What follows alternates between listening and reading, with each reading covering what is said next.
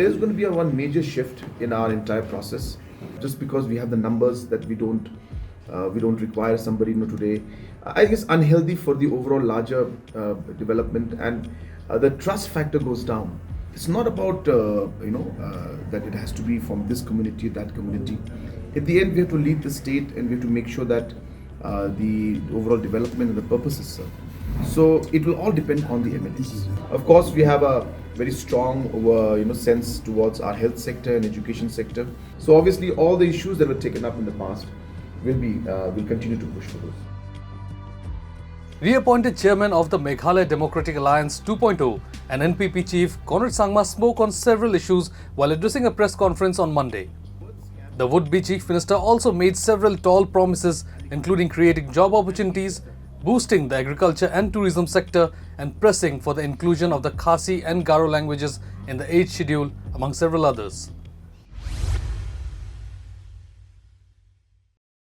The last 5 years, we have really tried to ensure that we were able to, or we tried to carry everybody along with us.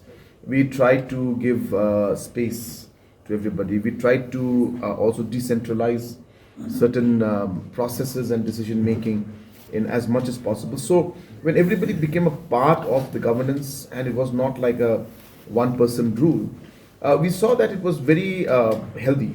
Of course, there are challenges, and there is no system that is perfect. I'm not saying that what I'm suggesting is the best way to move forward, but we will adjust and adapt as we move along. And the idea is, as I said, you're absolutely right. The idea is to give us the stability. And in those stabilities, a lot of challenges come in, because obviously there are conflicting views, conflicting, preferences, or all different kind of conflicting decisions. So hence, how to compromise, how to bring everybody together, how to ensure that we involve everybody in whatever we discuss, and convince everybody that we need to work together. I think these are basic principles of making a team work together. So we tried that in the last 5 years, and to some extent we were able to do it. But of course, at this point in time, there are a lot of challenges could be there. So we will have to see how things go, but we'll try our best. We have laid the foundation of governance in the last 5 years in the sectors that we felt was very, very crucial. And of course, we will take those steps forward. We have also realized and recognized that there is a great need to push certain sectors in order to ensure that we are able to create a large number of job opportunities. And hence, that will be one of the top priorities for us in the next 5 years, whether it's the IT sector. In the last 5 years, we have managed to open up the 3,000-seater call center and BPO IT park. I intend that within this next 5 years, that we should open more than at least 20,000 seats, if not more. We already have sanctioned for the last government 5,000 more seats.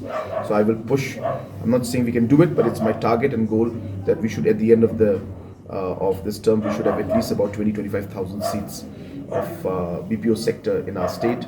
I want to push even the tourism sector a lot, because I strongly feel that tourism is one area we can really, really work on.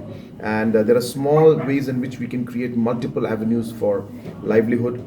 And that's what's going to be also a big focus for us.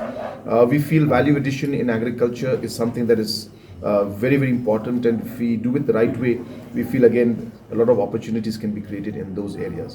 Of course, we have a very strong sense towards our health sector and education sector, so we need to continue to strengthen that. These are very, very complicated sectors and require a lot of investment, and hence we'll work and focus on the social sectors very, very aggressively.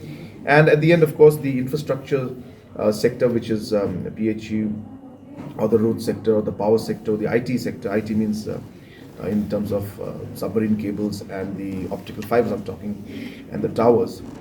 In that area, so the infrastructure in these areas will also be very important and crucial for us.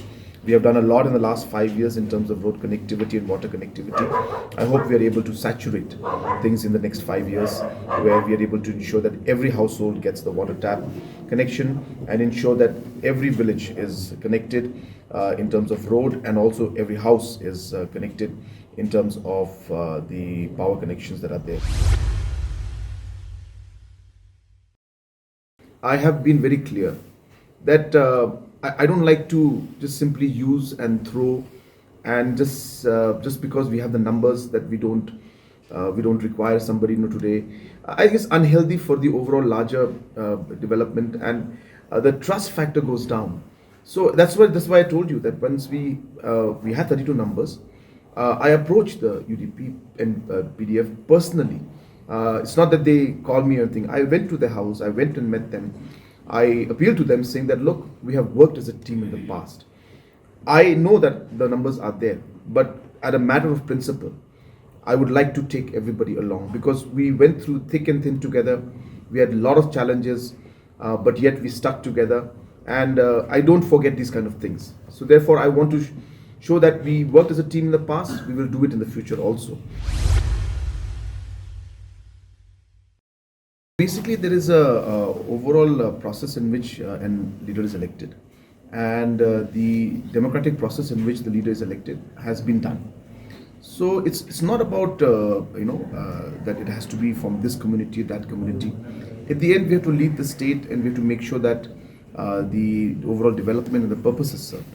So it will all depend on the MLAs.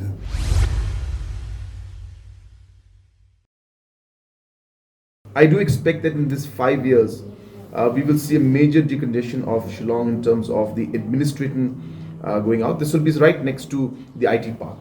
So it's not going to be very far away. So right next to the IT park in Maupat area. So that area, we expect the secretariat to come up. We are doing the final planning, and of course, as I said, I don't want to go into details too much because obviously the swearing in hasn't taken place yet. We have not sat as a cabinet, and once we start sitting, we will discuss about all these issues. But this is what we had started in the past. So I'm just telling you what has already happened in the past. Number two, of course, traffic has been a major challenge throughout the last 5, 10, 15, 20 years, and more vehicles as they come in, this challenge is going to go up. So we are looking at all options of ensuring how we can get elevated roads done, or flyovers, what they call them. So these aspects, are being examined and seen, but it's not easy, as you said. Shillong is very congested, and most of the time we don't get the space to even put up 2-3 pillars to get elevated roads done. So those challenges are there, but let's hope that we are able to take forward the plans we had earlier to create the parking lots. There are a lot of parking lots already in the smart city plan, which have already been the ball is is rolling on that aspect. But we'll try to create more parking lots. We are going to go into the skywalks, which I had decided earlier also, but we couldn't go ahead with that. In fact, one is already, the master plan is done for it. So you will see very, very soon, hopefully within this year itself, we will complete the first skywalk, which is one that's going to be from the Barik Point and the entire PWD complex to Police Bazaar. So this is going to be an elevated footpath, and of course in a very, very modern design. It's not going to be like a very raw design. It's going to be very, very beautiful design, which will of course add to the beauty of the city itself. Absolutely. These commitments will remain. These are commitments we have made in the past. The overall structure of the coalition has not changed in the terms of the partners who are there, which I'm very, very happy, and I'm feeling very in a way very nice that all our old friends are back, we're together, and as I said, many challenges were there, but we stuck together, and even the election was tough, but a lot of things were said, but we've put all of that behind and decided that in the interest of the state we work forward. So obviously all the issues that were taken up in the past will continue to push for those. See, the Honorable Prime Minister has been very positive about the overall development of the Northeast. And in that process, we have seen that not just Meghalaya, but Prime Minister has supported the whole of Northeast. And hence, I'm pretty sure that in the coming 5 years also, that we will get the support of the central government. And I'm sure that Prime Minister, the fact that he is coming here for the swearing in himself, this is, I think, the only time this has happened. As far as my knowledge goes, Prime Minister has never been present during the swearing-in ceremony of any governments in the past. So this in itself is a historic event in one way. And more importantly, it's a strong message to the people of Meghalaya that the Honorable Prime Minister is concerned and will support and give all the help to the state of Meghalaya. So we expect the support like was given in the past and maybe even much more. Don't forget to like, share, and subscribe to East Mojo. For any queries, put them down in the comments section below and press on the bell icon for notifications.